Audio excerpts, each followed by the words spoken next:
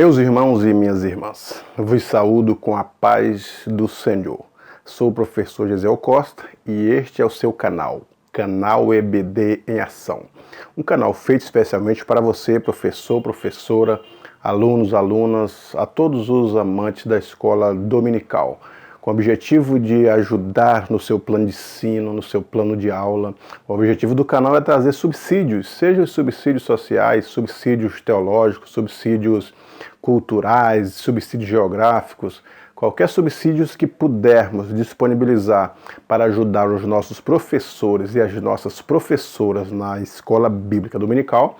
Aqui estaremos trazendo todas as semanas vídeos das lições para que você seja ajudado, para que você seja auxiliado.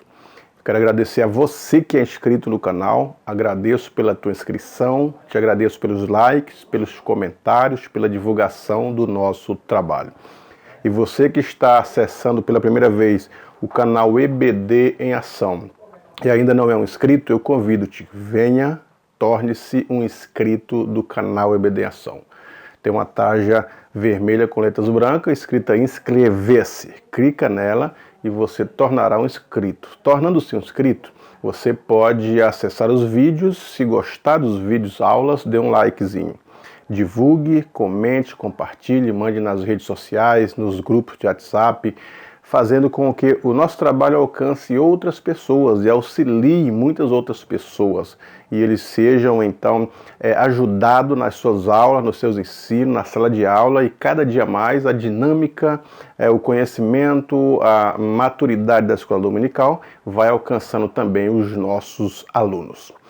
Hoje estaremos estudando a lição de número 8, datada do dia 25 de agosto de 2019, com o tema A Mordomia do Tempo.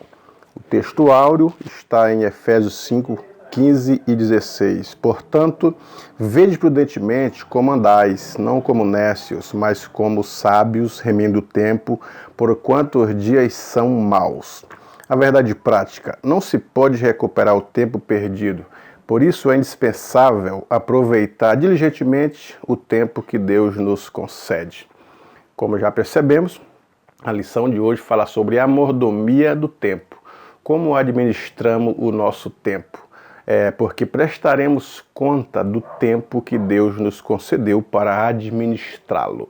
E as pessoas dividiram o tempo em 24 horas, sendo 8 horas para o trabalho, 8 horas para o descanso, e as 8 horas que sobram entre estudos, igreja, família. E então, como que estamos administrando esse tempo? Perder tempo é ficar ocioso, sem fazer nada, deixar o tempo passar. Há pessoas que deixaram o seu tempo passar, nem estudaram, nem cuidaram da família, e há aqueles que também não dormem e as consequências virão para o seu corpo. Como estamos administrando o nosso tempo? É o tema da lição de hoje. O primeiro tópico fala o conceito do tempo, a palavra tempo. Então, ela vem, o primeiro tópico da lição vem dizendo o que é o tempo para o ser humano, se bem que a palavra tempo denota diversos fatores diferentes. Dependendo do contexto, a palavra tempo ela tem um significado diferente. Mas a definição de tempo é o que as pessoas dizem, a contagem, como, por exemplo, os segundos, os minutos, as horas, os dias, as noites, as semanas, os meses, os anos, aí vem os milênios. Então é a contagem de tempo, porque esse conceito ele classifica períodos, classifica até o conceito de tempo nesse aspecto, ele entra também como o tempo passado, o tempo presente, o tempo futuro, também entra no contexto da definição de tempo. E a partir daí as pessoas têm no passado o tempo da história, por exemplo, a pré-história, um período. Que período? Em que a escrita e a leitura ainda não era possível, ainda não havia surgido. Agora, a escrita e a leitura, depois disso, é um outro período no tempo passado que houve outros acontecimentos, outras evoluções. E assim as coisas foram evoluindo até chegar, como eles falam, no século XXI, na pós-modernidade, a época das ciências, a época da evolução e uma série de coisas. Então, conceituando a questão do tempo. Mas não sei se vocês já ouviram alguém dizer até a forma de algum namorado que estão namorando e de repente eles pedem um tempo, quer dizer, é um período. Eles pedem um tempo, pedem um afastamento. Então o conceito de tempo nesse aspecto já não é a medição, a aferição do relógio que está correndo, ou dos dias, ou das semanas, dos meses ou do ano. Já passa a ter uma outra conotação a questão do tempo. Segundo ponto, a lição vem dizendo o conceito de tempo na teologia. Por que ela vem dizendo esse conceito de tempo? Porque algo teve o princípio, a criação ela teve um princípio. Dentro da teologia, o criacionismo é destacado pela Bíblia. Deus criou os homens, criou os animais, e ele foi criando o universo. Então houve um período que isso foram criado, que essas coisas foram criadas. Houve um período, esse período é chamado de tempo, é totalmente diferente daquilo que as pessoas chamam de Big Bang, da explosão, que eles não entram por esse viés da criação, mas da teoria da evolução, que é uma teoria que nunca foi comprovada e que hoje está em desuso. Mas dentro da teologia, a criação destaca o princípio, né, de todas as coisas. Deus criou, Deus deu a corda ao relógio e ele vai monitorando isso tudo da forma que ele quer e as coisas vão acontecendo da maneira que ele planejou. E ainda dentro da teologia, o conceito de eternidade, que nós não conseguimos, a mente humana não consegue trazer em espécie, trocar por miúdo a palavra eternidade, o eterno passado. Por exemplo, quando pensamos em Deus no eterno passado, ele não foi criado, mas ele no passado já existia, na eternidade passada. A mente não consegue captar isso aí. E no futuro, a eternidade futura, sem fim. Por que que nós temos dificuldades para entender o conceito de eternidade, tanto em relação ao princípio de Deus, quanto ao futuro, ao eterno futuro? Por quê? Porque o homem foi criado e colocado dentro do tempo. Nós estamos limitados ao tempo, Deus não. E as coisas de Deus também não. Agora o homem nós estamos limitados. Inclusive, 3 coisas nos limitam, que são o tempo, quer dizer, estamos limitados ao tempo agora, nós não conseguimos retroagir ao passado e consertar algo que fizemos ontem ou anteontem, não temos este poder sobre o passado. E nem conseguiremos ir ao futuro e dizer o que acontecerá conosco amanhã, a não ser aquilo que a Bíblia revela que acontecerá no futuro, ou a profecia ou a palavra de Deus. Mas nós, por nossas limitações, ir ao futuro e tentar corrigir algo que possivelmente dará errado é impossível. Nós não sabemos nada além do que vai acontecer. Nós não sabemos nada do que vai acontecer daqui a 5, 10, 15 minutos. Então nós estamos limitados ao tempo. E estamos limitados ao espaço. Eu, por exemplo, estou limitado a este estúdio. Estou aqui dentro dos meus estúdios e não sei o que passa ali na rua, não sei o que passa no bairro vizinho, porque o meu espaço, o meu limite é esse. Eu não consigo entender o que está nas cidades vizinhas, muito menos nos locais mais longínquos. E estou limitado às circunstâncias, o homem está limitado às circunstâncias. Há coisas que nós não conseguiremos resolver. Há coisas que os médicos dizem, pode levar que está desenganado, só Deus. Então as circunstâncias nos limitam. Então o homem é limitado. E o tempo serve para a gente olhar e ver o quanto nós somos limitados. Nós não conseguimos adiantar nada e nem atrasar nada do tempo. O tempo corre. Às vezes nós é que ficamos atrasados, mas o tempo ele vai.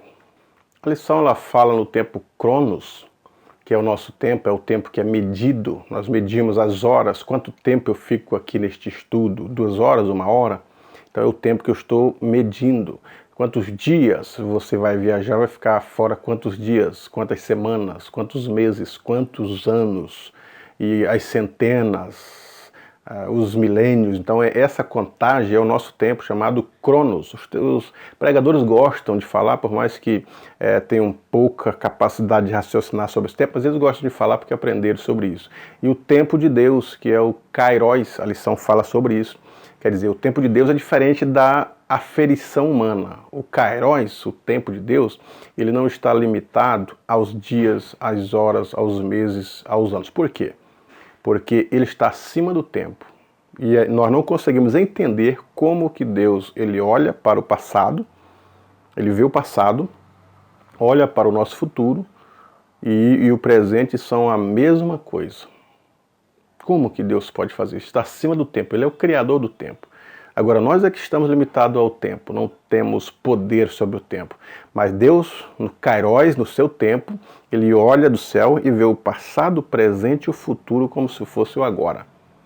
Por isso que está escrito que um dia para Deus é como 1000 anos, e 1000 anos como um dia. Isso quer dizer o quê? Que Ele está vendo o que é patente agora. Os 1000 anos para frente da nossa história, da história dos nossos filhos, Ele vê agora. E o nosso passado, que já passou diversos anos, a história da humanidade, diversos milênios, Ele vê como se fosse ontem. Então, por quê? Porque Ele está acima do tempo, não está limitado ao tempo. É o Kairos. E não tem como a gente tentar querer descobrir, pensar, raciocinar, explicar as coisas que são naturais de Deus, ou as coisas sobrenaturais, as coisas espirituais, as coisas transcendentais. Porque senão nós vamos acabar dizendo, como disse o salmista Davi, ele estava pensando sobre a onisciência de Deus. Como que Deus sabe todas as coisas? Como que Deus é onipresente, está em todos os lugares ao mesmo tempo? Ele acaba dizendo, se eu for para as estrelas, tu lá estarás. Se eu for para as profundezas do mar, tu lá estarás. E ele vai fazendo diversos pensamentos e até ele chega a dizer, tal ciência é maravilhosíssima demais para mim, de tal forma que eu não posso entender. Então a mente humana não consegue entender Deus, buscar Deus, estudar Deus. Ele é quem se revela. E se revela paulatinamente, porque nós não temos capacidade de entender Deus de uma vez por todas. Se Ele é infinito, se Ele é eterno, então Ele vai nos dando a conhecer paulatinamente, até o dia que o veremos como Ele é e vamos compreender. No segundo tópico da lição, a mordomia do tempo, vem o primeiro ponto falando remindo o tempo, quer dizer, cuidando do nosso tempo, aproveitando o nosso tempo, não desperdiçar o nosso tempo. Tem um versículo que diz isso, remindo o tempo porque os dias são maus. Aí o comentarista traz o contexto do Brasil, que o Brasil é o país que agora fica em números maiores, em tempos maiores, as pessoas diante da internet, todo mundo com seus celulares, notebook, e uma série de coisas que as pessoas estão conectadas, e às vezes coisas fúteis, às vezes não são os trabalhos, às vezes não são serviços, às vezes não são nada interessante, simplesmente estão passando o tempo. Existem muitas coisas na internet que é para perder tempo, você perde tempo assistindo, vendo. WhatsApp, se a gente não tiver cuidado, a gente deixa de conversar pessoalmente assuntos interessantes e ficamos distantes das pessoas conversando bobeiras. Então, esse tempo deveria ser aproveitado melhor. Quando as pessoas se arrependem porque não valorizaram o tempo da infância, o tempo da adolescência, tiveram todo o tempo, mas desprezaram, quiseram brincar, quiseram dormir mais do que o necessário. Outros desprezam o tempo da mocidade e hoje se arrependem porque compreendem que se eles tivessem feito um futuro lá atrás, no passado, o futuro seria melhor. Então os projetos que nós temos para o futuro, para uma vida bem-sucedida, para uma maturidade, para um crescimento, eles devem ser feitos agora, não depois que o tempo já passou. Então, remir o tempo é saber aproveitar. O salmista diz, ensina-nos a contar os nossos dias. E contar os nossos dias não é dizer, hoje são 60 dias do ano 2019, 90 dias, 100 dias, não é nesse sentido. Mas contar os nossos dias é saber aproveitar os dias que Deus nos dá. Os dias vêm de graça, Deus não cobra nada. Vem o dia, amanhã, a tarde, a noite e o dia seguinte. E Ele não cobra nada. Agora, como que nós recebemos e aproveitamos a semana, o dia, o mês e o ano? O que você já tem feito nesse ano? Quantos livros você já leu? Quantos projetos desenvolveu? O que você aproveitou deste ano com os seus amigos, com as famílias, com a igreja, com Deus? Então, remindo o tempo porque os dias são maus. E os últimos dois pontos, como o comentarista diz, ensina-nos a contar os nossos dias, e ele fala a prestação de contas que daremos sobre o tempo que Deus nos deu. Então veja só, andar ociosos, o ócio, a falta do que fazer. Tem pessoas que preferem dormir mais, já tem a noite, eles aproveitam o dia para dormir. Isso é prejudicial tanto à saúde, dormir demais, quanto ao cérebro, aos pensamentos, quanto à própria vida social. E as pessoas prestarão conta. Não é saber contar os dias, é aproveitar, não é trabalhar demais, mas trabalhar o necessário. E não é dormir demais, mas dormir o necessário para o descanso. Tem as estatísticas que a gente pode falar sobre isso, que qual a quantidade de horas necessária para que o corpo descanse, para que a mente descanse e a gente ficar com as energias renovadas no dia seguinte. Então isso é interessante, o professor levar esses dados para a sala de aula, o professor levar a questão de dormir demais, no que prejudica o corpo humano, a saúde emocional das pessoas, no que prejudica, leva essas estatísticas e mostre para os alunos, pontuando sobre o nosso tempo e a prestação de conta que daremos, o que fizemos com o tempo que Deus nos deu. Você se lembra quando tinha 18 anos, 15 anos? Quantos anos você tem agora? E o que você fez desse período para cá? O que produziu, o que ganhou, o que conquistou, o que desenvolveu de projetos? Então, são essas questões que nós devemos levar aos alunos, professores e às professoras, para que eles raciocinem, pensem sobre o tempo que Deus nos deu e saibam aproveitar ele, como disse o texto, saibam contar os dias. No terceiro tópico, o comentarista ele diz assim, como aproveitar bem o tempo. Ele dá sugestões. Por exemplo, use o tempo para Deus. Ele elenca a oração. Cita diversas pessoas na Bíblia que oravam. A oração é um diálogo. Você conversa com o seu Criador. A oração é um diálogo com Deus. Alguns dizem que a oração é alimento. Mas o que a Bíblia mostra é que a palavra é alimento. A palavra é o pão. E as pessoas famintas, a Bíblia cita até alguns versículos dizendo assim, muitos terão fome, mas de ouvir a palavra. Então, quer dizer, a palavra que é o alimento. Agora, a oração, ela é comunhão. A oração é diálogo. Você tem comunhão com o seu Criador, você dialoga com Ele. Você conversa com Ele, conta para Ele os seus problemas, Ele vai te responder através da oração.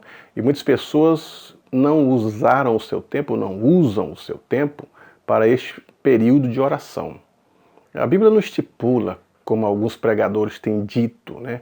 Alguns pregadores têm pregado e eu não acho certo ele dizer assim, para uma pessoa ser espiritual, para ser fiel, para ser servo de Deus, tem que orar no mínimo 1 hora por dia. Então não é a quantidade de horas, de tempo de oração que vai te fazer uma pessoa fiel e feliz. Mas a qualidade desta oração, deste pedido, é a confiança. Você pode orar até mais do que 2 horas, mas não é regra.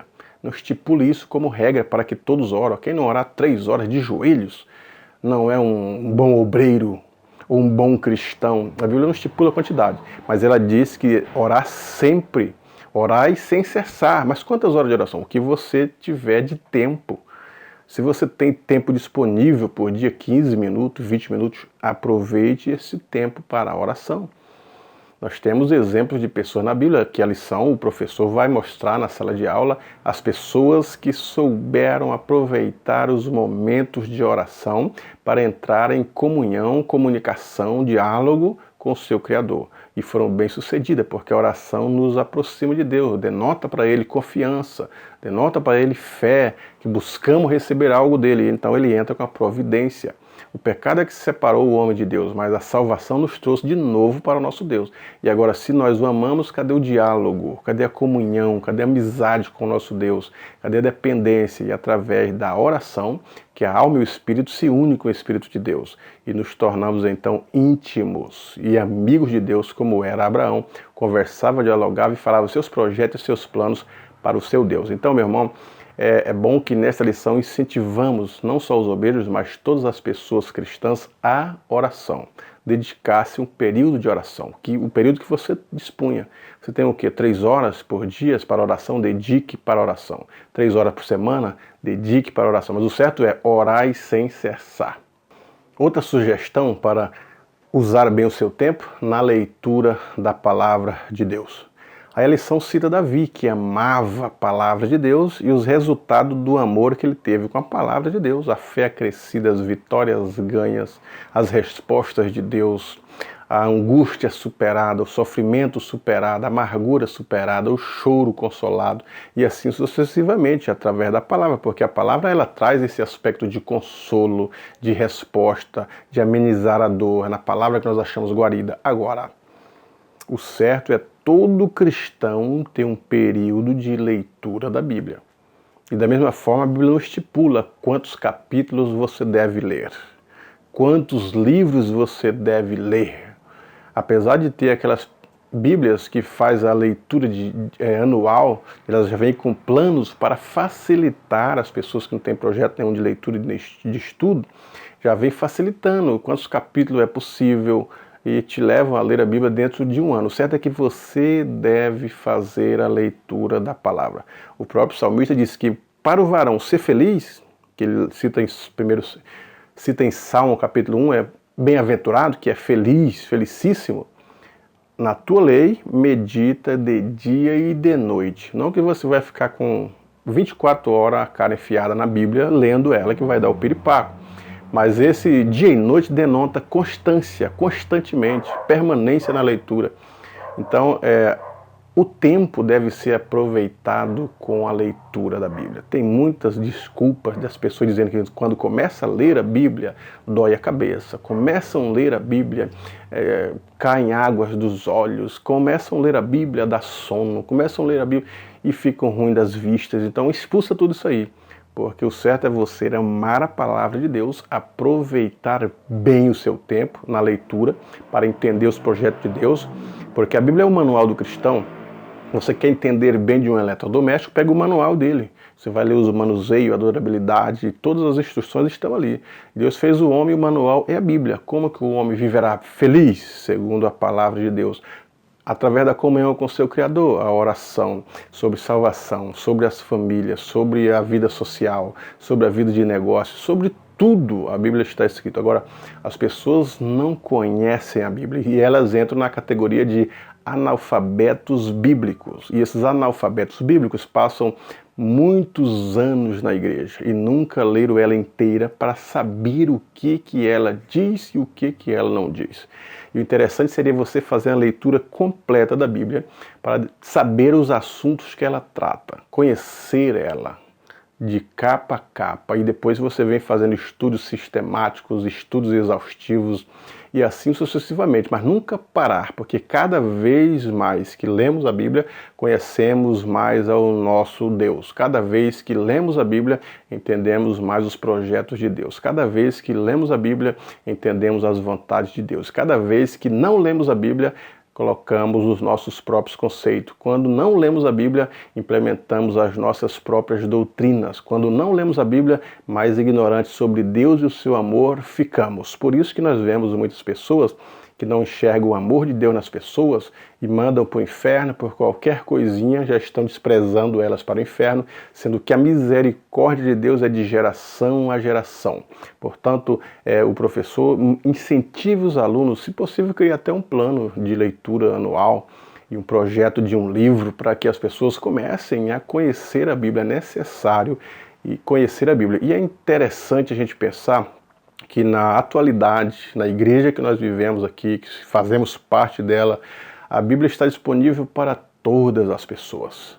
Todo mundo que quiser ter acesso, de criança aos mais de idade. Bíblias para todos os gostos, da Bíblia da criança, Bíblia do adolescente, Bíblia do infantil, Bíblia do jovem, Bíblia da mulher, Bíblia do homem, Bíblia do obreiro, Bíblia do obreiro aprovado, Bíblia do novo convertido, Bíblia de apologética, Bíblia de estudo pessoal, Bíblia, mais Bíblias. Agora, a leitura mesmo é que está faltando, não é a Bíblia, é a leitura dela.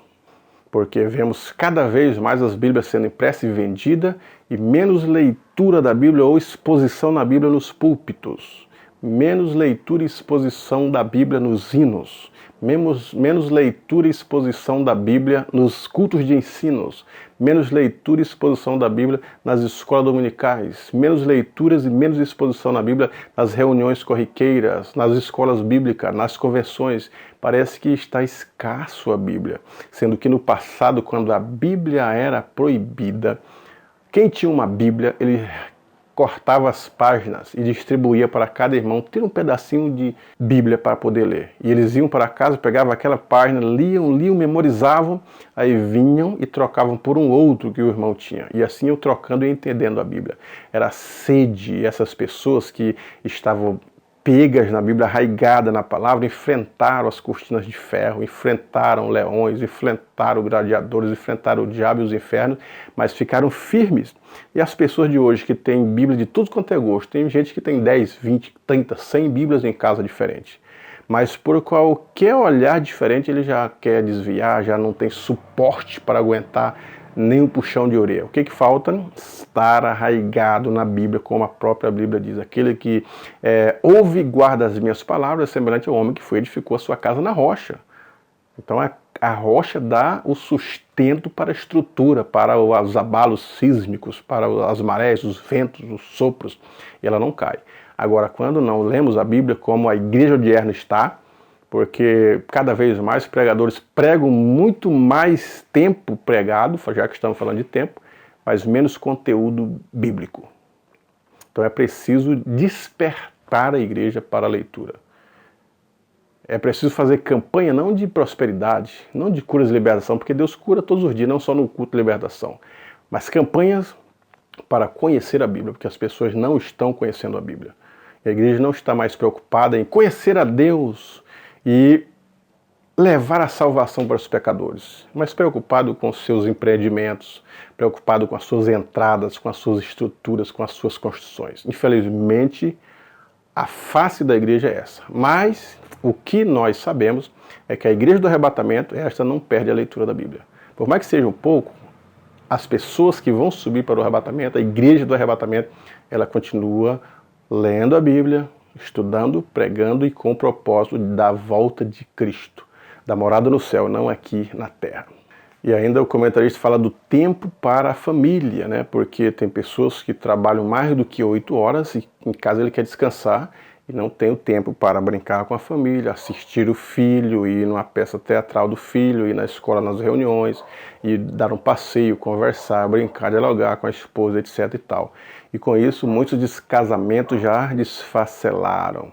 Outras pessoas são tão preocupadas em viagens, em palestras, pregações, são seminários, e só voltam para trocar a mala de roupa suja e continuam embora, e entra ano e sai ano, as crianças crescem e eles ficam sem o auxílio paterno, a figura paterna. Então essas crianças vão ter problemas no futuro. E vice-versa. Hoje a mulher vai para o mercado de trabalho, que não é proibido, mas que às vezes se excedem nos trabalhos e nas faculdades, nos estudos, que poucos finais de semana sobram para que elas tenham tempo para a sua casa, para a sua família. Então é um cuidado que nós precisamos ter com o tempo familiar. Portanto, meu professor e minha professora, essa lição que veio falando sobre a mordomia no tempo, que ela possa te levar uma aula que os alunos se sintam tocados com o que falamos aqui, os poucos aspectos que mostramos do tempo para a mordomia do nosso tempo, a mordomia do trabalho, a mordomia, a mordomia do tempo para o trabalho, o tempo para os estudos, o tempo para o descanso, o tempo para a família, o tempo para adorar a Deus. Poderíamos falar no tempo que nós vamos ao templo para adorar, para a adoração coletiva, o louvor coletivo, a comunhão uns com os outros. É necessário isso, não deixando as igrejas, mas estar presente na comunhão. Que tempo que nós temos para os irmãos fora do culto, fora do sistema ali, fora da liturgia. Qual o tempo que nós temos para os irmãos, para as famílias, para o passeio, para o diálogo, para o prazer? Então todos esses tempos contribuem para a satisfação humana, o crescimento humano, a felicidade humana, a comunhão humana. Nós, com nossas famílias, com os demais irmãos, com a igreja e com o nosso Criador. Professor, professora, que você tenha uma aula abençoada, que Deus te ajude a tocar no coração dos nossos alunos em relação à mordomia do tempo, porque prestaremos conta. Deus em Cristo te abençoe.